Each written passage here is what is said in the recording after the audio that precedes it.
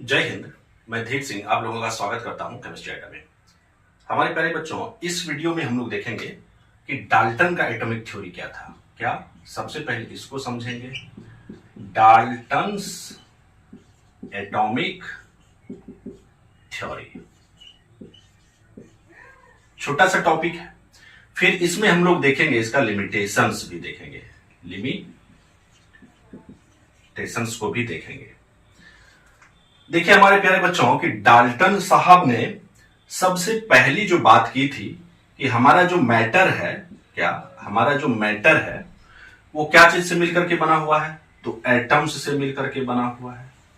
ठीक है, और इस एटम्स के बारे में डाल्टन साहब ने कहा था कि इसको डिवाइड नहीं किया जा सकता है, इसको डिवाइड नहीं किया जा सकता है।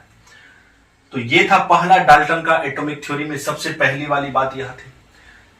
अगर इसका लिमिटेशन का, इसमें अगर हम लोग लिमिटेशन की बात करें तो बाद में तो एटम्स को डिवाइड कर दिया गया, तो ये इसका पहला एटॉमिक थ्योरी था और इसमें पहला जो है लिमिटेशन यही निकल करके आया कि ये एटम को डिवाइड कर दिया गया। अब दूसरा बात ये क्या बोले थे कि अगर कोई एलिमेंट लिया जाए, सपोज करिए आपने हाइड्रोजन एलिमेंट लिया या कोई भी एलिमेंट लिया, यहां पर मैं हाइड्रोजन का एग्जांपल ले रहा हूं, तो इसके अंदर में एटम्स होगा, क्या होगा, तो इसके अंदर में एटम्स होगा।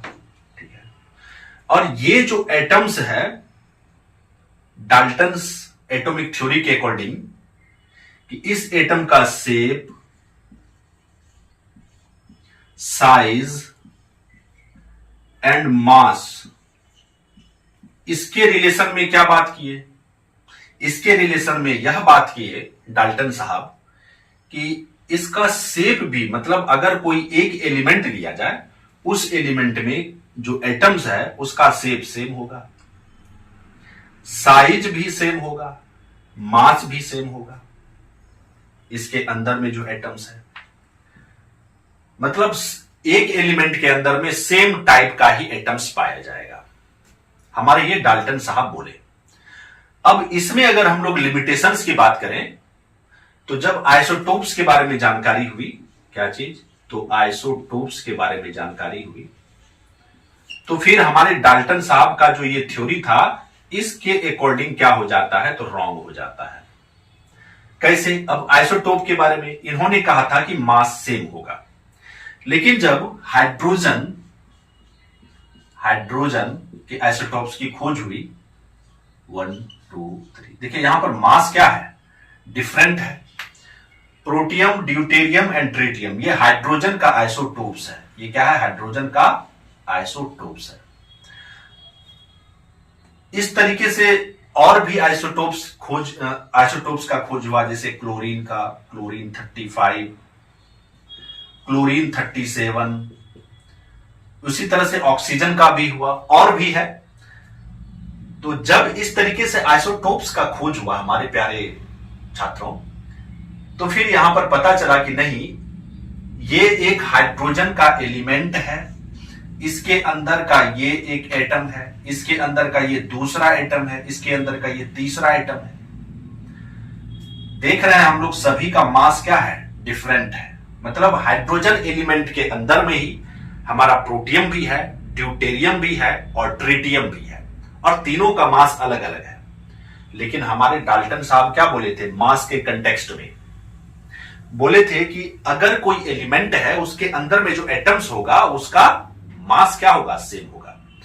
तो इस आइसोटोप के पता चलने के बाद हमारे डाल्टन साहब का वहां पर जो थ्योरी था वो क्या हो गया, रॉन्ग हो गया। अब फिर क्या बोले थे, ये थर्ड वाली बात बोले थे कि देखिए अगर डिफरेंट एलिमेंट लेंगे, क्या डिफरेंट एलिमेंट लेंगे, सपोज करिए ये मैंने लिया हाइड्रोजन,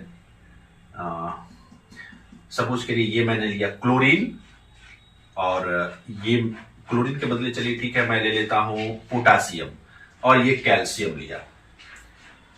तो उन्होंने कहा था कि इस तरीके से डिफरेंट एलिमेंट अगर आप लेते हैं तो फिर इसमें जो एटम्स होगा, इसमें जो एटम्स होगा, क्या इसमें जो एटम्स होगा और इसमें जो एटम्स होगा, इसका शेप क्या, तो इसका शेप अलग अलग होगा। डिफरेंट एलिमेंट्स के अंदर में जो शेप्स होगा वो क्या होगा, डिफरेंट होगा। डिफरेंट एलिमेंट के अंदर में जो एटम्स होगा उसका साइज क्या होगा, डिफरेंट होगा। और बोले थे कि इसका मास भी डिफरेंट होगा। क्या, डिफरेंट एलिमेंट के अंदर में जो एटम्स है उसका मास भी क्या होगा, डिफरेंट होगा। लेकिन हमारे प्यारे बच्चों, जब आइसोबार्स के बारे में जानकारी हुई, क्या, आइसोबार्स, तो फिर हमारे डाल्टन साहब का जो ये थ्योरी है वहां पर भी क्या हो गया, फेल हो गया। क्या हो गया, तो फेल। देखते हैं अब क्या है आइसोबार्स। आइसोबार्स में क्या होता है कि सेम एटॉमिक नंबर तो होता है,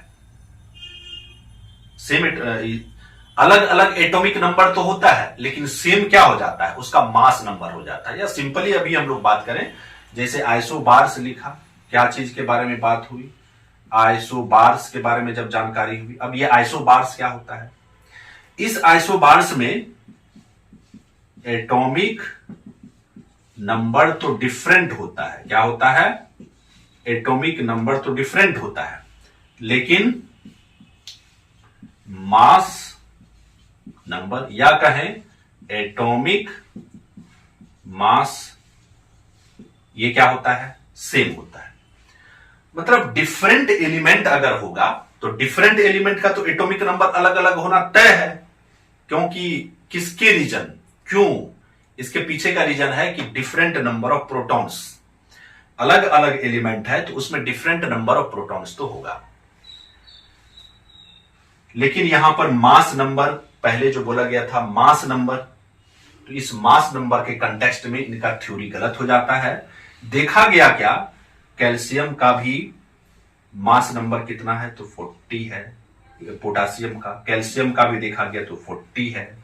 उसी तरीके से सल्फर का भी देखा गया तो 40 है। इस तरह से बहुत सारा एलिमेंट का एटम्स निकल करके आया जिसका कि मास नंबर क्या था। एटम का बात हो रहा है, एलिमेंट का बात नहीं हो रहा है। एलिमेंट के अंदर में एटम्स होता है, तो इस तरीके से क्या हो गया, वहां पर मास नंबर या बोले तो एटॉमिक मास सेम निकल करके आ गया। वहां पर हमारा डाल्टन साहब का एटॉमिक थ्योरी क्या हो गया, गलत हो गया। उसके बाद इन्होंने कहा कि एटम्स जो होता है केमिकल रिएक्शन में भाग लेता है। क्या, एटम्स केमिकल रिएक्शन में भाग लेता है। क्या बताए, केमिकल रिएक्शन में ये भाग लेता है।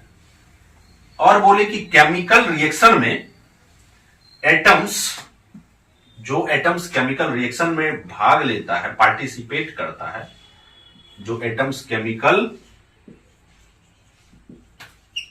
रिएक्शन में पार्टिसिपेट करता है, तो उस एटम्स का